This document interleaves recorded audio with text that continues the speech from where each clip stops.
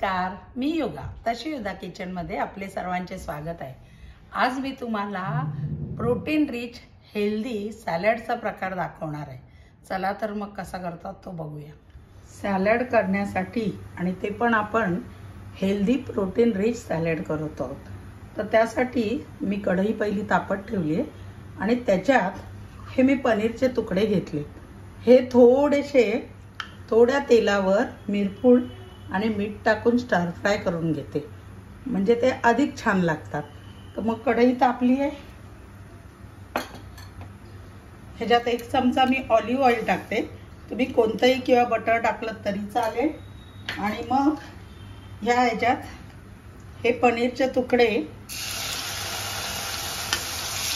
टाकून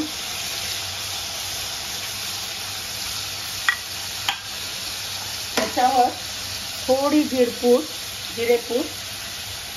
हे काळी मिरी मी कुटून घेतलेली आहे ती, थोडंसं चवीला मीठ आणि थोडा चाट मसाला, कारण पनीरला अशी वेगळी चव नसते। आणि मग हे सगळं परतून झालं छानपैकी की एका प्लेटमध्ये काढून द्यायचं।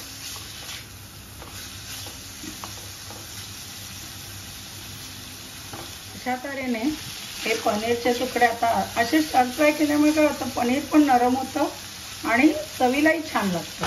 आता हे झालेलं आहे, आता गॅस बंद करते आणि काढून घेते। सॅलड करण्यासाठी लागणार आपण साहित्य पाहूया। हे मुगाला मी स्प्राउट आणले किंवा स्प्राउटेड मूग आपल्याला बाजारातही मिळतात। मूग, अख्खे मूग रात्रभर पाण्यात भिजत ठेवायचे, भिजल्यानंतर उपसून त्याला 1 दिवसभर बांधून ठेवायचे की मुगाला मोड, कुठल्याही कडधान्याला मोड येतात। मूग, मटकी, वाल फक्त त्या कडधान्यांवर अवलंबून असतं की मोड किती, कडधान्य किती छान भिजलंय आणि त्यानुसार। पण मूग, मटकी यांना मोड लवकर येतात।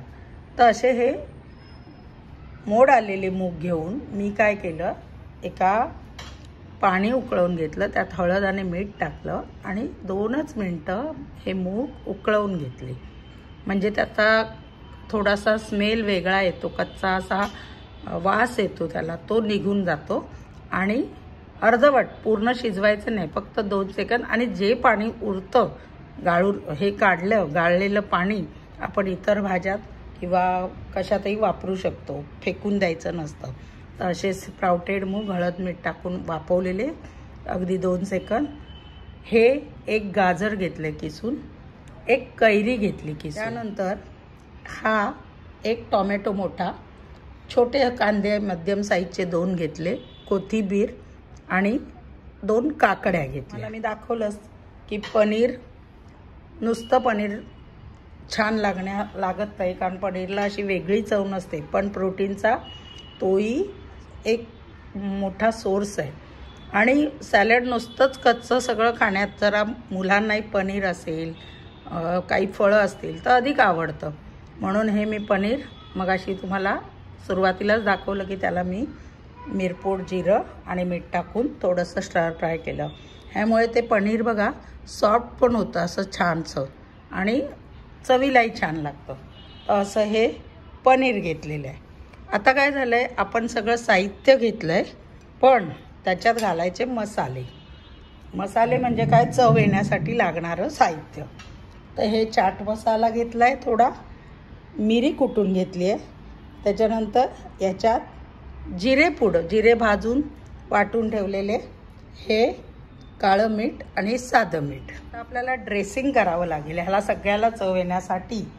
तर मी काय घेतलं, हे ऑलिव्ह ऑइल, हे एक्स्ट्रा व्हर्जिन ऑलिव्ह ऑइल आहे।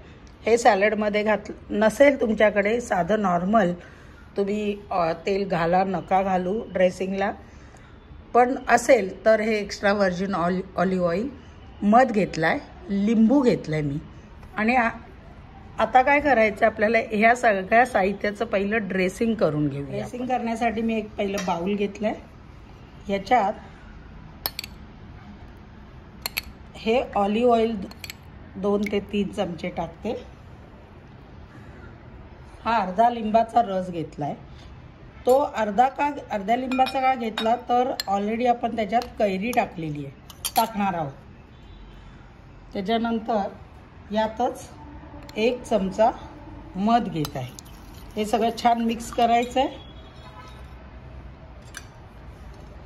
नंतर चवीनुसार हा चाट मसाला, मिरपूड,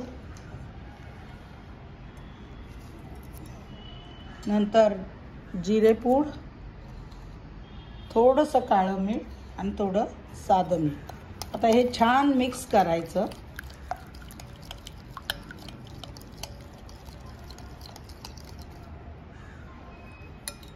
आणि आता हे मिश्रण मी वाटीत काढून घेतलं. हे ड्रेसिंग केलेलं हे वाटीत काढलंय.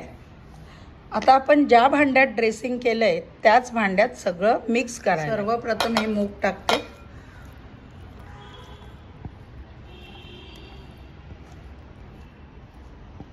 ह्याच्यातच ही कैरी, गाजर,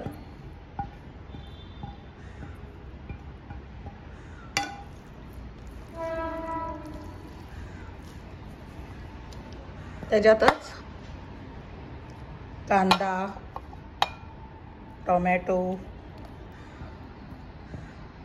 कोथिंबीर, काकडी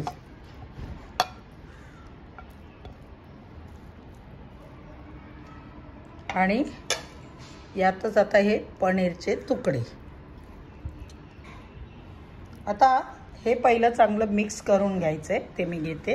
आता हे सगळं मिक्स झाल्यावर आपण जे ऑलिव्ह ऑइल, मध, मिरपूड हे सगळं जे ड्रेसिंग केलंय हे ह्याच्यावर टाकायचंय.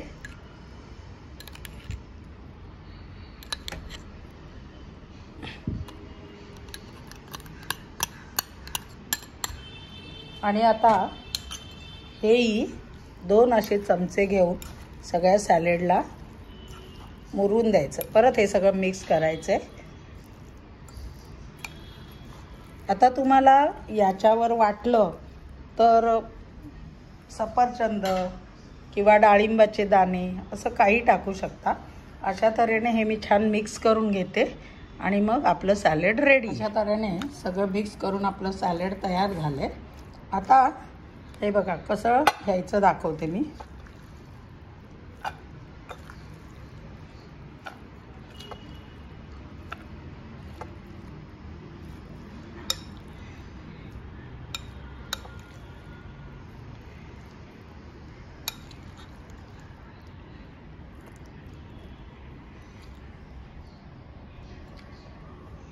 असं हे कलरफुल सॅलेड हेल्दी, रिच प्रोटीनयुक्त तयार आहे. आणि हे वेट लॉसलाही चांगलं आहे. तुम्ही नाश्त्याला खाऊ शकता किंवा रात्रीचं डिनर नको असेल तर त्यासाठी सुद्धा हे खाऊ शकता. तुम्ही पाहिलं किती कलरफुल सॅलेड आपलं दिसत होतं. आता मी मोड आलेले मूग घेतले, त्या जागी तुम्ही मोड आलेले चणे, बिना मोडाचे चणे घेतले तरी चालणार आहे.